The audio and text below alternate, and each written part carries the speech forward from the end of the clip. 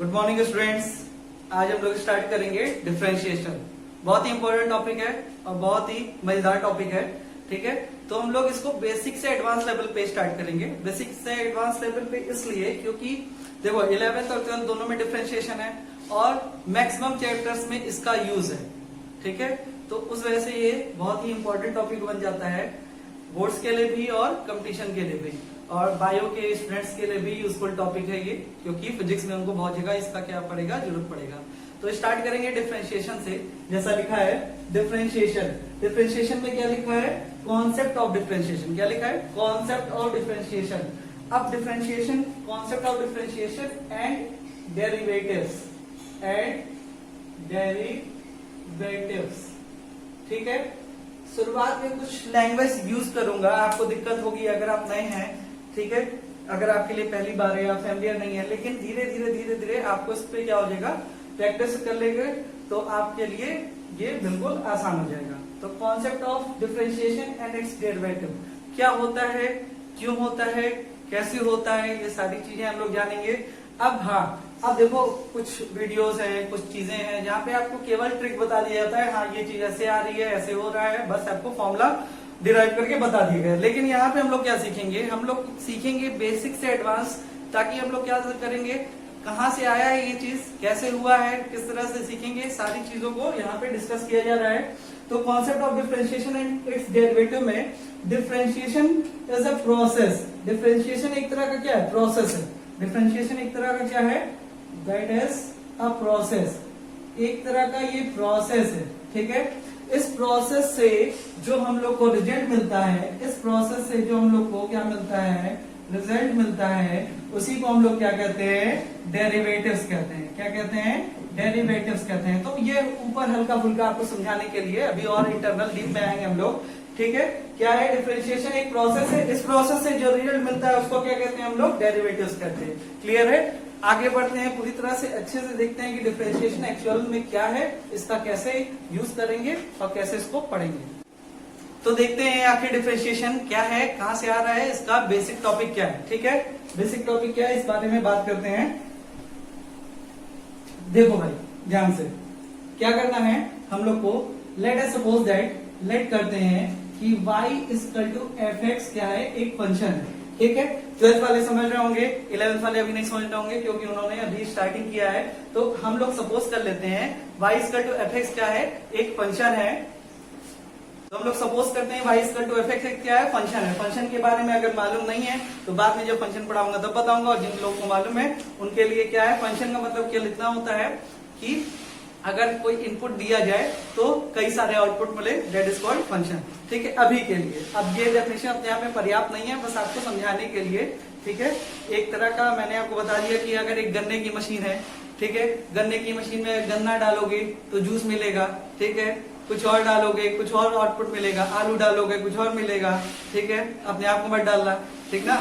चलो, तो हम लोग बात करते हैं किसकी, कि अगर y इक्वल टू fx क्या है, एक फंक्शन है, और अगर y इक्वल टू fx क्या है, एक फंक्शन है, मान लेते हैं y equal to fx equal to this. ठीक है, इसके आगे क्या करते हैं कि चेंज इन x।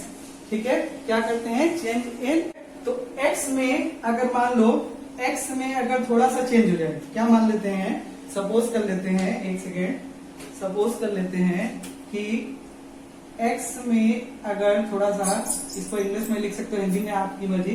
ठीक है, change in x, change in x, अगर x में थोड़ा सा चेंज कर दिया जाए। ठीक है, जैसे मान लो कोई वैल्यू थी, तुम्हारे पास 2 रुपए है, अब थोड़ा सा चेंज कर दिए, उसमें मैंने 0.5 पैसे और ऐड कर दिए, तो उसमें चेंज हुआ कि नहीं हुआ, तो 2.05 हो गया। ठीक है, तो उसी तरह हमने क्या किया कि अगर y इक्वल टू fx एक फंक्शन है, तो ये x क्या है, वेरिएबल है, y भी क्या है, वेरिएबल है, तो change in x, change in x, अगर x में थोड़ा सा चेंज कर दिया जाए तो x क्या हो जाएगा, x में अगर थोड़ा सा चेंज कर देंगे तो x क्या हो जाएगा, x बदल जाएगा डेल x में। क्या इसको पढ़ोगे, डेल x, देखो क्या पढ़ोगे, डेल x, ऐसे बना रहा हूं, डेल x, ऐसे मोड़ के डेल x, तो x में अगर थोड़ा सा चेंज हो जाएगा तो उसको क्या बोलोगे, डेल x। ठीक है, और change in y, change in y, ठीक है, ड्यू टू एक्स। एक्स में हम चेंज कर रहे हैं अपनी तरफ से, मान लिया मैंने कि एक्स में हम लोग चेंज कर रहे हैं, और एक्स में चेंज करने के बाद अगर वाई में भी चेंज होगा, क्योंकि दोनों एक दूसरे के ऊपर डिपेंडेंट है, एक्स चेंज होगा तो वाई भी चेंज होगा, तो एक्स में चेंज हो गया। अब चेंज इन वाई किसके कारण होगा? एक्स के कारण होगा, ठीक है। तो change in y due to x क्या हो जाएगा? सपोज कर लेते हैं change in y due to x क्या हो जाएगा? Y tends to del y, y tends to del y. कोई दिक्कत, कोई परेशानी, कोई तकलीफ नहीं ना? चलो, तो y change to del y, ठीक है। x में कितना चेंज हुआ? डेल x का। y में कितने का चेंज हुआ? x के साथ डेल y का।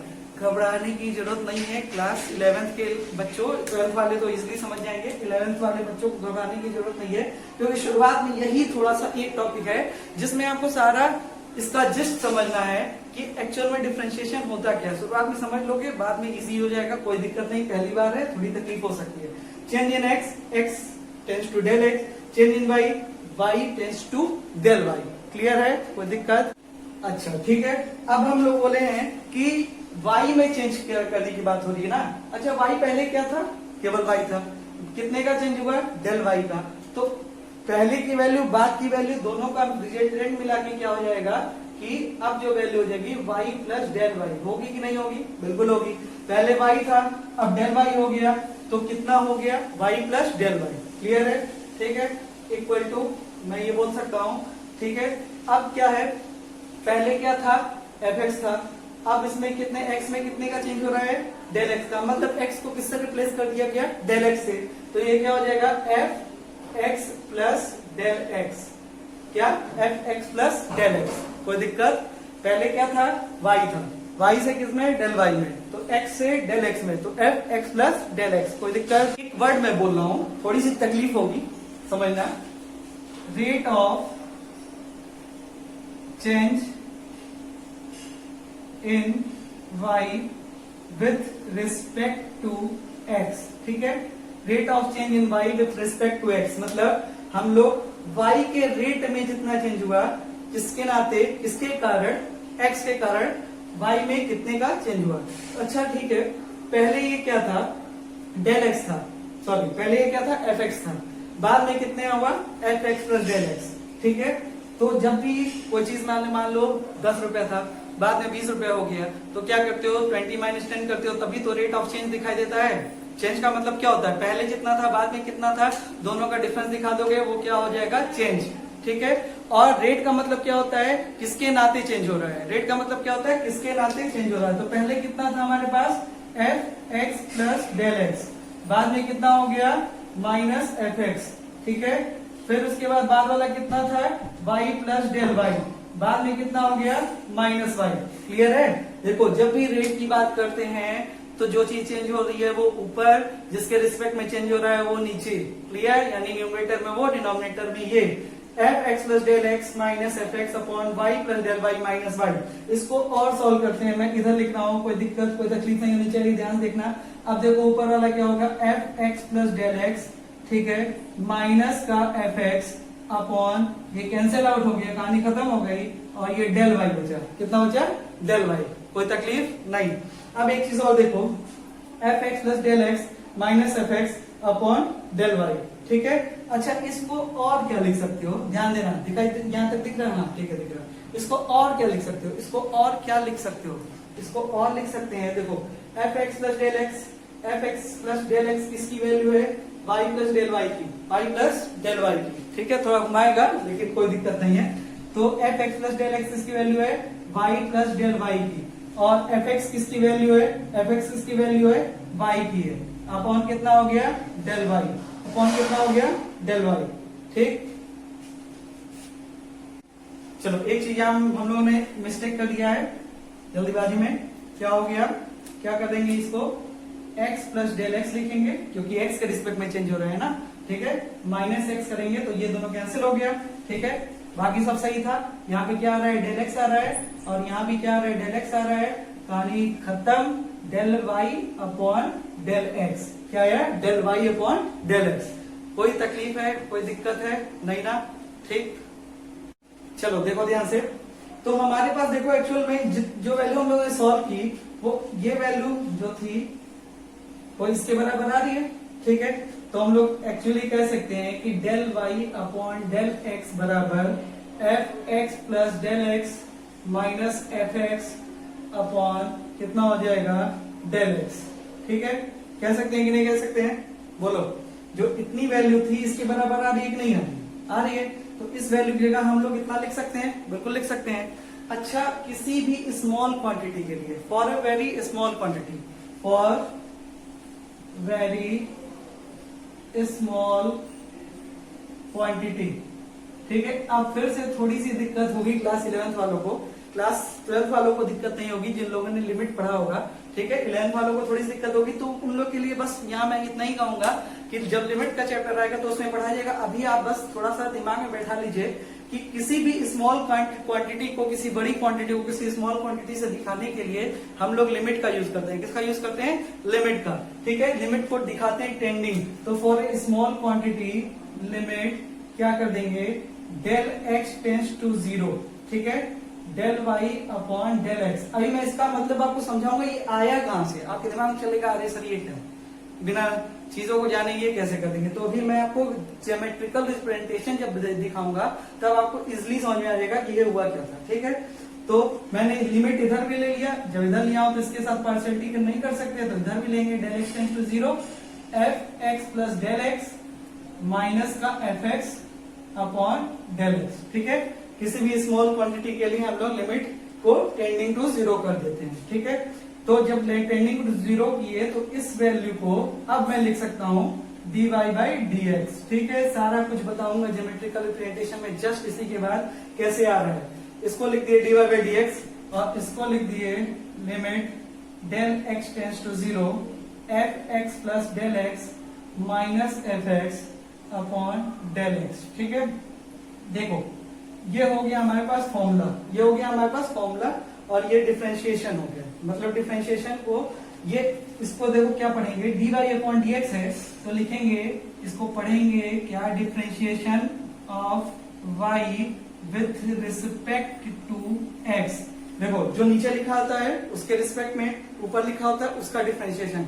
अगर मान लो dy अपॉन डी एक्स लिखा है तो differentiation of y with respect to x। अगर मान लो dt बाई dm लिखा होता तो क्या होता, differentiation of t with respect to m। ds by dr लिखा होता तो differentiation of s with respect to r। पढ़ने का तरीका समझ में आ रहा है, ठीक है, कोई दिक्कत। तो ये हमारे पास एक फॉर्मूला निकल गया है, तो ये जो फॉर्मूला है इसको बोलते हैं फर्स्ट प्रिंसिपल। क्या बोलते हैं? First principle formula, first principle formula, ठीक है। इसको क्या बोलते हैं? फर्स्ट प्रिंसिपल फॉर्मूला, जो हमारे सामने आया है, ठीक है। This is known as first principle formula. तो फर्स्ट प्रिंसिपल फॉर्मूला क्या है, क्यों है, किस लिए है, इसका यूज हम लोग करेंगे, ठीक है। लेकिन उसके लिए थोड़ा समय अभी रहेगा, लेकिन उसके पहले मैं आपको ये क्लियर कर दूं कि आखिर ये लिमिट कहां से आ रहा है, आखिर ये जो प्रोसेस किया हूं मैं, ये इसका एक्चुअल में मतलब क्या है। ये तो भाई किताब की बात है, जो आपके समझ में 60% आई होंगी, 40% आपको उड़ गई होंगी ऊपर से। तो जो 40% उड़ी है उनको भी यहीं पे समझ लेते हैं हम लोग स्पेशली से, ठीक। स्पेशली इसको समझ लेते हैं और देखते हैं कि क्या है। इसको नोट करिए, फिर आगे बढ़ते हैं। चलो, जो चीजें पिछले कॉन्सेप्ट में बची रह गई थी, जो चीजें समझ नहीं आई थी, वो इसमें बिल्कुल क्लियर हो जाएगी। दिमाग लगा के देखना, बस थोड़ी देर बोर्ड पे अच्छे से देखते रहो, चीजें मैं क्लियर कर दूंगा, वो मेरी जिम्मेदारी है, ठीक है। क्या कह रहा है? Geometrical representation of derivative, geometrical representation of derivatives. जो हम लोग पढ़े हैं पिछला फॉर्मूला जो हम लोग का आया था, क्या आया था कि dy बाई डी एक्स आया था, limit del x tends to 0, ठीक है, एफ एक्स प्लस एच। चलो, dy by d x limit del x tends to 0 F x plus del x minus का एफ एक्स अपॉन कितना आया था, del x, ठीक है। ये हमारे पास फॉर्मूला निकल के आया था, ठीक है। अब यही फॉर्मूला कहीं कहीं आपको ऐसे दिखाई देगा, dy by d x limit h tends to 0 F x plus h minus F x upon h. देखो उसमें कितने का चेंज कर रहे थे, डेल एक्स का चेंज कर रहे थे, इसलिए जो सारी कहानी बनी वो डेल एक्स पे बनी। अब यहाँ पे मैंने सिंबल को आसान कर लिया, डेल एक्स बोलने में बड़ा लग रहा था, एच टेंड्स टू 0 कर दिया, तो सारी कहानी किस में बनी, एच के फॉर्म में बनी। ठीक है, तो जो ज्योमेट्रिकल रिप्रेजेंटेशन पढ़ना है उसके बारे में एक फिगर देखते हैं, एक ग्राफ बनाते हैं और देखते हैं उसको अच्छे से कि आखिर ये है क्या। देखो ये एक्स एक्सिस हो गया, वाई एक्सिस हो गया, सबको मालूम है, इतनी कहानी सबको आता है। ठीक है, चेहरा नहीं दिख रहा हो तो कटेगा ग्राफ में मेरा। ठीक है, ग्राफ का नहीं, तो एक ग्राफ बनाते हैं और इस ग्राफ को ऐसा कुछ बना देते हैं। सपोज दैट एक ग्राफ है हमारे पास, एक फंक्शन का ग्राफ है, वो फंक्शन कुछ भी हो सकता है, एफ में कोई भी हो सकता है, बस आपको मतलब रखना है कि ये एक फंक्शन है। ठीक है, अगर ये एक फंक्शन है तो मैं यहाँ पे एक पॉइंट ले रहा हूँ, इसको मिला दे रहा हूँ। अब ये ओरिजिन है, ओरिजिन से मान लेते हैं ये एक्स डिस्टेंस पे है, और ये यहाँ से यहाँ तक की जो हाइट है, जो हाइट कवर कर रहा है वो कितनी मान लेते हैं, y मान लेते हैं थोड़ी देर के लिए। ठीक है, तो इस पॉइंट को अगर मैंने P बोल दिया तो क्लास 10th में जो 11th में गए होंगे लोग और वो बता सकते हैं कि इस पॉइंट के कोऑर्डिनेट को x y कह सकते हैं। ठीक है, अब क्या है चीजें, थोड़ा सा लाइन मुझे नीचे करना पड़ेगा क्योंकि नहीं वरना फिगर में एक्यूरेट चीज नहीं आ पाएगी, एक्यूरेट फिगर नहीं बन पाएगा। थोड़ा सा मुझे लाइन को नीचे करना पड़ेगा, लाइन को नीचे करना पड़ेगा। ठीक है, चलो, तो ये x एक्सिस हो गया, ये y एक्सिस हो गया, ये ओरिजिन हो गया, ये ओरिजिन हो गया, ये x एक्सिस हो गया, y एक्सिस हो गया, ये ओरिजिन हो गया। यहां से यहां तक की दूरी अगर मैं x ले रहा हूं तो और ये y ले रहा हूं तो ये p, x, y हो जाएगा। अगर यहाँ पे एक पॉइंट ले लेते हैं, अगर यहाँ पे एक पॉइंट ले लेते हैं q, ठीक है, इसको इससे मिला दिए। ठीक, अब ये डिस्टेंस कितनी थी x, ये डिस्टेंस कितनी थी x। अब मान लेते हैं बढ़ के थोड़ा सा बड़ी होगी, थोड़ा सा डिस्टेंस बढ़ी, तो उस डिस्टेंस को मैं मान लिया डेल एक्स, क्या मान लिया, डेल एक्स। ठीक है, अब इतना सबको मालूम है, अगर यहां तक डिस्टेंस y है, ये थोड़ा सा बड़ा होगा तो इसको मैंने मान लिया डेल y। ठीक है, तो ये बताओ कि इस पॉइंट का कोऑर्डिनेट क्या होगा, यहां से यहां तक की दूरी और यहां से यहां तक का डिस्टेंस, तो यहां से यहां तक की दूरी x plus del x, x का कोऑर्डिनेट हो गया। ठीक है, x प्लस डेल एक्स इसका कोऑर्डिनेट हो गया, इसका, और इसका क्या हो जाएगा, y प्लस डेल वाई, क्या हो जाएगा, y प्लस डेल वाई। कोई दिक्कत? तो हमने देखा कि इतनी चीजें तो क्लियर हैं, सारे लोगों को समझ में आ रही हैं। अब हम लोगों ने क्या किया कि एक लाइन यहां से खींचा, एक लाइन यहां से खींचा, थोड़ा सा तिरछा हो सकता है, स्केल नहीं है बस, बट होने नहीं दिया जाएगा। चलो ठीक है, एक लाइन मैंने ऐसे ड्रॉ किया, क्यों ड्रॉ किया हूं बता रहा हूं। देखो, अगर मान लेते ये थीटा एंगल है तो ये भी एंगल क्या होगा, थीटा होगा। क्यों क्यों बोलो, सोचो सोचो क्या होगा, अगर ये एंगल थीटा है तो ये भी एंगल थीटा होगा। क्यों, दो लाइन पैरेलल होती है, एक लाइन कट करती है, तो करस्पॉन्डिंग एंगल क्या होते हैं, बराबर होते हैं, तो ये थीटा होगा तो ये भी थीटा होगा। क्लियर है, चलो कोई दिक्कत नहीं है। अच्छा, जब थीटा होगा तो हम लोग देखिए कि ये मान लो कोई ट्रायंगल है तो 90 डिग्री होगा, क्योंकि y एक्सिस है, ये 90 डिग्री होगा, तो क्या मैं इसमें टेन थीटा यूज कर सकता हूँ, बिल्कुल कर सकता हूँ। तो टेन थीटा इक्वल टू क्या होता है, परपेंडिकुलर अपॉन बेस। परपेंडिकुलर कितना है, डेल वाई, बेस कितना है, डेल एक्स, बेस कितना है, डेल एक्स। इस वाले ट्रायंगल के परपेंडिकुलर कितना है, डेल वाई, और बेस कितना है, डेल एक्स। कोई दिक्कत, कोई तकलीफ, कोई दुख नहीं ना, यहाँ तक चीजें क्लियर हैं। ठीक है, तो इसको मैंने क्या किया, tan theta equal to del Y upon del x, और यही चीज जो होती है tan theta equal to del Y upon del x, इसी को कहते हैं स्लोप ऑफ द स्लोप। इसको क्या कहते हैं, स्लोप, क्या बोलते हैं, स्लोप। ठीक है, याद रखिएगा, टेन थीटा को ही स्लोप बोलते हैं। जो चीजें टेंथ में अगर क्लियर है तो ठीक है, वरना अभी ध्यान रखिएगा कि टेन थीटा को ही क्या बोलते हैं, स्लोप बोलते हैं, और del Y upon del x के बराबर हो गया। तो इसको मैंने स्लोप तो बोला, लेकिन आगे मैं कुछ लिख रहा हूं, स्लोप ऑफ सीकेंड। स्लोप ऑफ सीकेंड, यानी स्लोप ऑफ सीकेंड बोलने का क्या मतलब है, सर ये सीकेंड कहां से आ गया, नहीं कहानी। तो याद रखना कि जब एक कर्व को कोई लाइन दो पॉइंट पे कट करती है तो उसको बोलते हैं सीकेंड लाइन।